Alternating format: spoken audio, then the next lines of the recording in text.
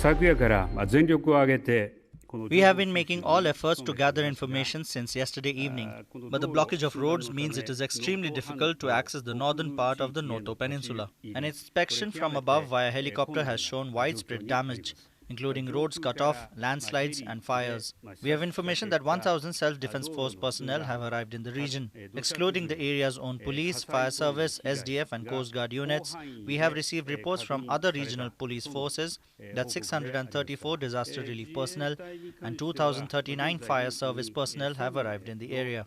Now that the tsunami warning has been lifted, we will be able to secure sea transport routes, and we have been working continuously since last night to mobilize not only land transport but also air and sea transport to get the necessary supplies and rescue personnel to the area.